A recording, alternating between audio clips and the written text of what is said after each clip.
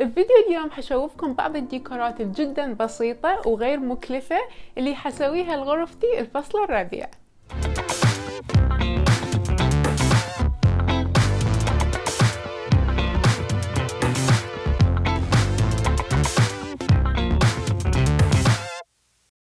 مساء الخير للكل، اتمنى تكونون بألف خير يا رب. للي ما يعرفني اسمي عبير واني فاشن وبيوتي بلاجر. طبعا اني كل سنة اول ما يبدي فصل الربيع او احيانا قبل الصيف احب اسوي شوية تغييرات بغرفتي وبكل البيت. اول شي لانه التغيير شي كلش حلو طبعا، وثاني شغلة يأثر على نفسيتنا. التجديد كلش مهم بين فترة وفترة حتى لو كان باشياء جدا بسيطة.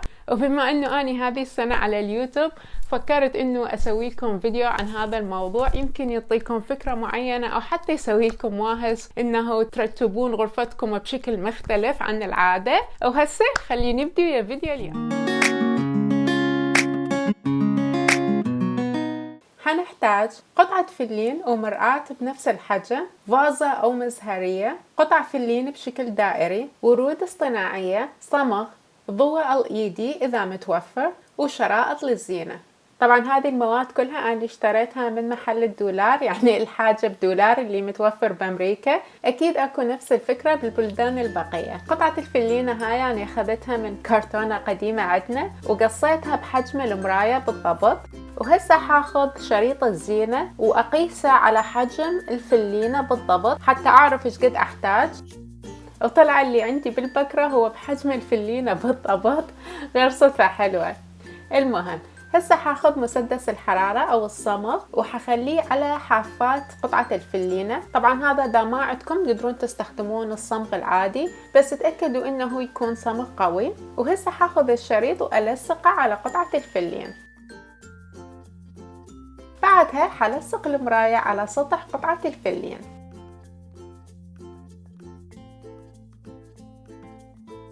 وحاخذ الفازة او المزهرية اضيف لها مادة الصمغ من الاسفل والصقها بنصف الصينية مالتنا او قطعة المراية، وبهيجي خلصنا الجزء السفلي.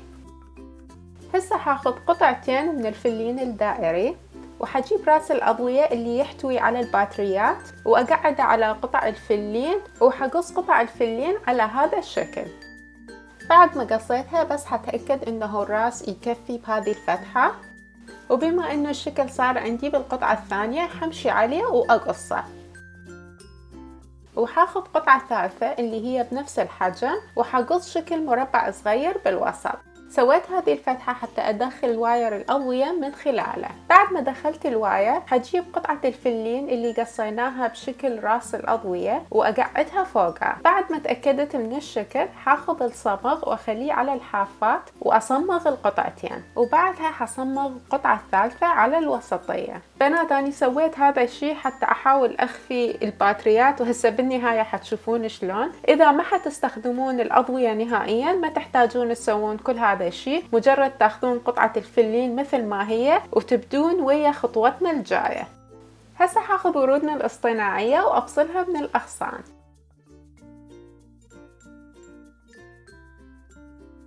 وهسه حاخذ الورود واغطي بيها كل قطعة الفلين. من الحافات كان صعب علي انه ادفع الوردة، فهنا سويت فتحات صغيرة وبعدها ادفع الوردة.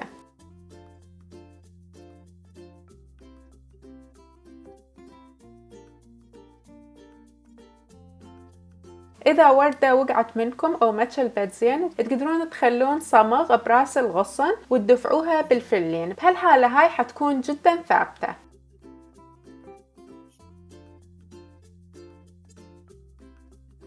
طبعا هاي من نحتاج انه نستخدم رأس الأضوية نقدر انه مجرد نوخر الغطاء، نعلق الأضوية او نسدها او نبدل الباتريات ونرجعها مرة ثانية.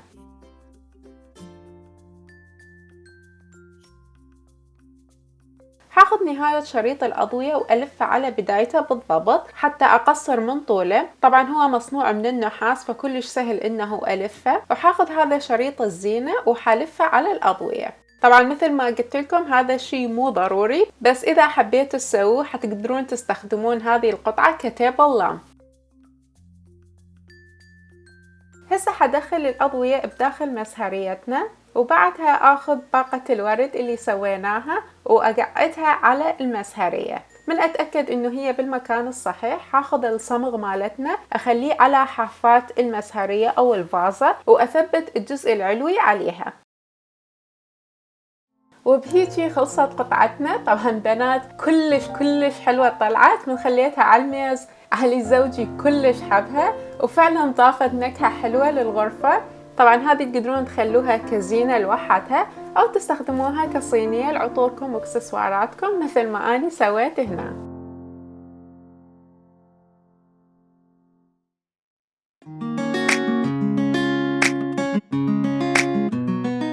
هذه القطعة جدا سهلة بنات.